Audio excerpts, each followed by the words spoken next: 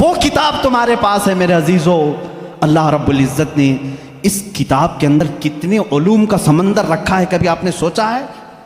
یہ وہ لوگ تھے جو عرب لا نہیں سکے، لیکن جو سمجھ بوجھ رکھتے تھے انہوں نے قرآن کا مطالعہ شروع کیا اور اس میں سے جواہر نکالے، موتیاں نکالی۔ اب مختصر میں ذکر کرتا چلا جاؤں گا۔ سارے علوم قرآن میں ہیں۔ میں اس کو کالج کے جو اسٹوڈنٹس ہیں یا جو پروفیسرز ہیں یا جو لیکچرر ہیں یا جو ڈاکٹرز ہیں، انجینئر ہیں، جو بھی ہیں، وہ آج میری اس تقریر کے مخاطب ہیں۔ سنو، قرآن پاک میں وہ علوم جس کی ایجاد آج کے زمانے میں کہی جاتی ہو، میں 14 صدیوں پہلے کی ان آیات میں تمہیں صاف واضح بتا سکتا ہوں کہ کون کون سے علوم قرآن میں آئے ہیں۔ آپ نے شاید پہلے دن ہی سنا ہوگا، آسٹرونومی، یہ وہ علم ہے جو علم الفلکیات جس کو کہتے ہیں، آسمان کائنات کا علم، آسمانوں میں کیا ہے، گیلیکسی میں کیا ہے اور کیسے دنیا وجود میں آئی، اس علم کے جاننے والے آسٹرونومی کہلائے جاتے ہیں۔ آسٹرونومی کے بیسک فارمولے قرآن پاک میں ہے۔ جانتے ہیں آپ آسٹرونومی کی سب سے بڑی تحقیق کیا ہے؟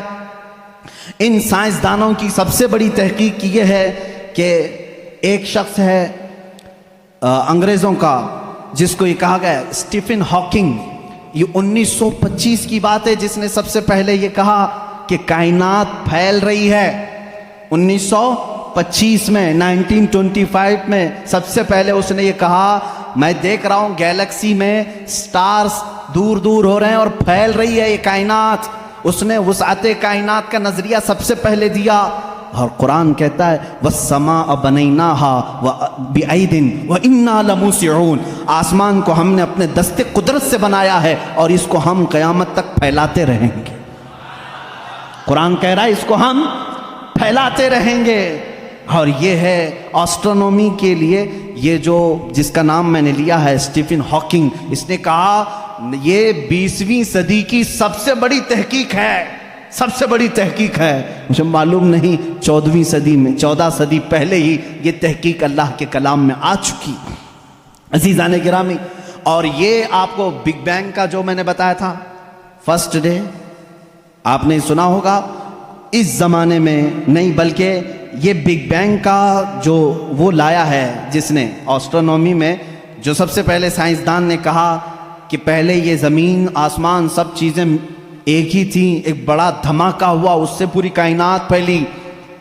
ان کا اب جا کر کے یہ نظریہ ہوا کہ ایک بڑا دھماکہ ہوا، اس کے بعد سب چیزیں الگ ہو گئیں، چاند الگ ہوا، تارے الگ ہوئے اور سورج الگ ہوا، زمین الگ، آسمان الگ۔ اس تھیوری کو قرآن نے خود بیان کیا ہے، اولم یر الذین کفروا ان السماوات والارض کانتا رتقا ففتقناہما۔ اللہ فرماتا ہے اے محبوب کیا نہیں دیکھتے وہ کافر اب بھی انکار کر رہے ہیں، زمین اور آسمان ملے ہوئے تھے، ہم نے ان کو پھاڑ کر کے الگ کیا۔ فتقناہما، فتق کہتے ہیں ایسا زور کا دھماکہ ہونا اور جھٹکا دینا جس سے ساری چیزیں بکھر جائیں، اور قرآن نے اس بگ بینگ کا ذکر کیا ہے۔ یہ اور بات ہے کہ اس کی تحقیقات اور ہوتی رہیں گی۔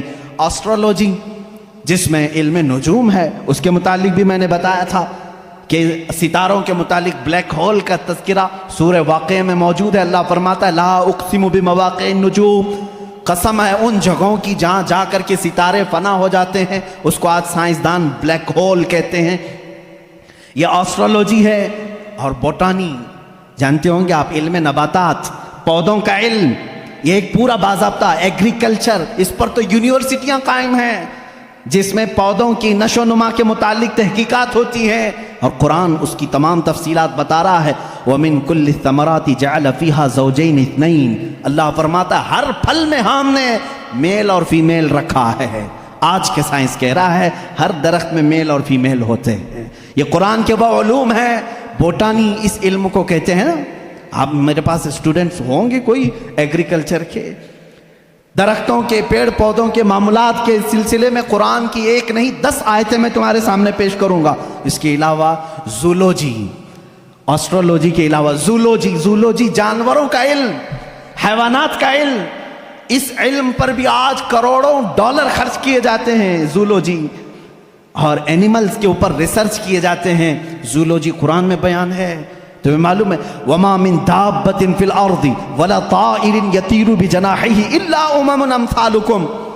ایک سائنسدان ہے، اس سائنسدان کا نام میں تذکرہ نہیں کر رہا ہوں، اس نے سب سے پہلے کہا جانوروں میں بھی انسانوں جیسی کچھ عادتیں ہیں، میں نے ان پر تحقیق کی ہے. اس سائنسدان نے کہا. اور رب تعالیٰ فرماتا ہے زمین میں کوئی جانور ایسا نہیں اور اڑنے والے پرندوں میں کوئی ایسا نہیں، الا امم امثالکم، وہ سب کے سب تمہارے جیسی سوسائٹی رکھتے ہیں، تمہارے جیسی سوسائٹی. ان کے خاندان ہوتے ہیں، ان کے اپنی برادریاں ہوتی ہیں، ایک ہی خاندان کے ساتھ اڑتے ہیں، آتے ہیں جاتے ہیں. یہ پرندوں کا معاشرتی معاملہ یہ زولوجی کہلاتا ہے، آج کی تحقیق میں ہے اور قرآن میں موجود ہے.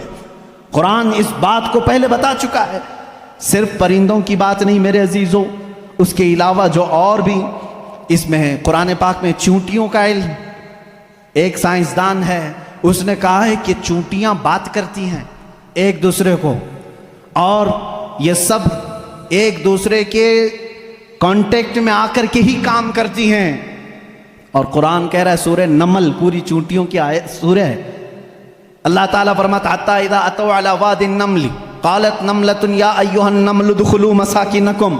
جب سلیمان علیہ السلام اپنے لشکر کے ساتھ سے گزر رہے تھے تو ایک چونٹیوں کی وادی کے پاس آپ آئے تو اللہ فرماتا ہے چونٹیوں کی جو بڑی سردار تھی اس نے ساری چونٹیوں سے کہا یا ایھا النمل ادخلوا مساکنکم، اے چونٹیوں جلدی جلدی اندر داخل ہو جاؤ، کہیں سلیمان علیہ السلام کا لشکر تمہیں بے خبری میں روند نہ جائے.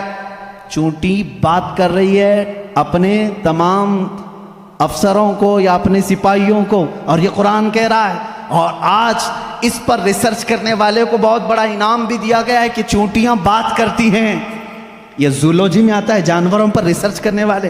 شہد کی مکھی پر ایک بندہ ہے جس نے ریسرچ کیا اور اس کو نوبل انعام ملا ہے، نوبل پرائز ملا ہے. اس کا نام واشوین اس طرح سے کچھ ہے، اس کو نوبل انعام ملا ہے. اس نے کہا یہ مکھی جو ہے جو چھتے پر آتی ہیں ان کے اندر ایک کمیونیکیشن ہوتا ہے، ان کے اندر ایک رئیس ہوتی ہے، ایک ملکہ ہوتی ہے، سردار ہوتی ہے. پہلے کے جو کتابیں ہیں شیکسپیئر کی کتابیں مشہور ہیں لٹریچر میں انگلش کے، شیکسپیئر کی کتابوں میں شہد کی مکھی کو مذکر بیان کیا گیا ہے، جیسے اس کے بہت سارے سپاہی ہوتے ہیں، ایک اس میں سردار ہوتا ہے مکھیوں میں. لیکن یہ 1975 میں 1975 میں ایک سائنسدان نے تحقیق کر کے بتایا شہد کی مکھیاں کمیونیکیشن کرتی ہیں، ایک دوسرے سے رابطہ کرتی ہیں، اور ان کو ایک ملکہ ہوتی ہے اور وہ آرڈر دیتی ہے اور اس کے آرڈر کے اعتبار سے سب جاتی ہیں. اور قرآن میں دیکھو رب تعالیٰ فرماتا ہے وَأَوْحَى رَبُّكَ إِلَى النَّحْلِ أَنِ اتَّخِذِ مِنَ الْجِبَالِ وَمِنَ الشَّجَرِ بُيُوتًا فَاسْلُكِي سُبُلَ رَبِّكِ ذُلُلًا يَخْرُجُ مِن بُطُونِهَا شَرَابٌ مُخْتَلِفٌ أَلْوَانُهُ فِيهِ شِفَاءٌ لِلنَّاسِ. اللہ فرماتا ہے تمہارے رب نے شہد کی مکھی کو یہ علم دیا ہے، اور شہد کی مکھی کا جو ورڈ یوز ہوا ہے عربی میں وہ مؤنث یوز ہوا ہے. اللہ قرآن میں فرماتا ہے مکھا نہیں مکھی. اب تک کہتے تھے کہ مکھی کا جو مذکر ہے وہ اس پہ سب چھتے پر لا کر جمع کرتے ہیں. 1975 میں زولوجی اس علم کی تحقیق کرنے والے ماہر سائنسدان نے بتایا نہیں، ساری مکھیاں اس میں سے جو رئیس ہوتی ہے وہ بھی مؤنث ہوتی ہے، اس کے جتنے افسر ہوتے ہیں وہ بھی مؤنث ہوتے ہیں. قرآن اس میں مؤنث کے صیغے استعمال کر کے فرما رہا ہے شہد کی مکھی رئیس اپنے ہم نواؤں سے کہتی ہے جاؤ پھولوں کو چوز کر کے لاؤ، وہ آرڈر دیتی ہے اور اس کے بعد وہ لا کر کے اپنے تھوک کو جمع کرتی ہیں. اب یہ بھی اس نے 1975 میں یہ بھی ایجاد کیا شہد کہاں سے نکلتا ہے، شہد کہاں سے نکلتا ہے. تو بعض لوگوں نے کہا وہ تھوک دیتی ہے منہ میں سے، اب تک تو یہی معلوم تھا تھوک دیتی ہے. کچھ لوگوں نے کہا نہیں وہ اپنے فضلات خارج کرتی ہے، جیسے پیشاب پخانہ ہوتے ہیں اس طرح سے وہ نکال دیتی ہے. 1975 میں ایک سائنسدان نے کہا نہیں، اس کی بیلی میں سے بیلی فیٹ جو ہوتا ہے پیٹ کی چربی یہاں سے نکلتا ہے.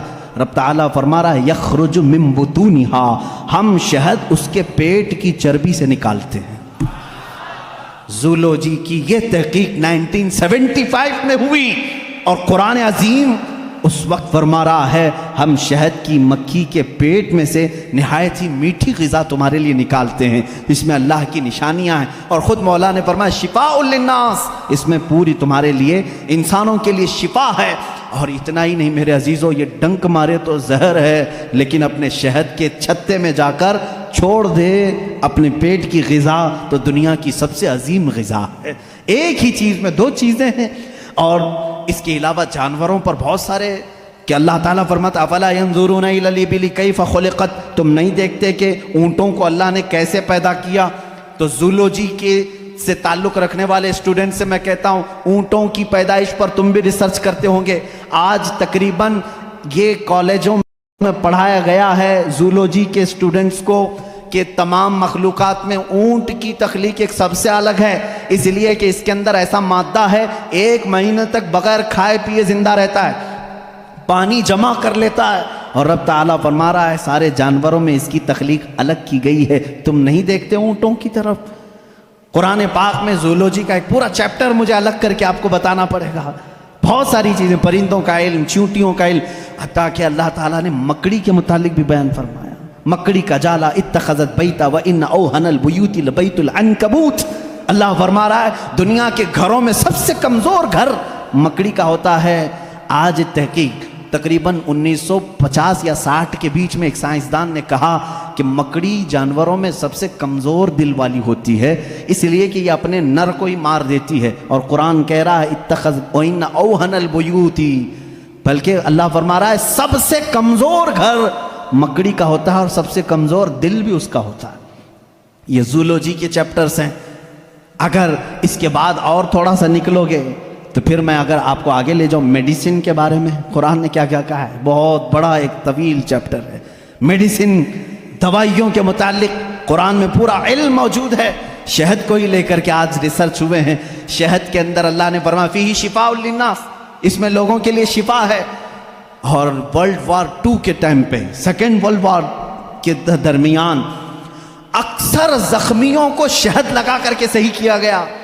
آج بھی جو جدید ترقی یافتہ کنٹریز ہیں ان کے ہاں شہد پر ریسرچ ابھی بھی چل رہا ہے، اور انہوں نے کہا ہے کہ اس میں وٹامن کے پایا جاتا ہے جو کسی دوسری چیز میں ہوتا ہی نہیں ہے، یہ زخموں کو بہت جلدی ختم کر دیتا ہے اور زخموں پر فنگس آنے نہیں دیتا، انفیکشن آنے نہیں دیتا۔ رب فرما رہا ہے فیہ شفاء للناس، میڈیسن کا تذکرہ کیا قرآن میں نہیں ملتا؟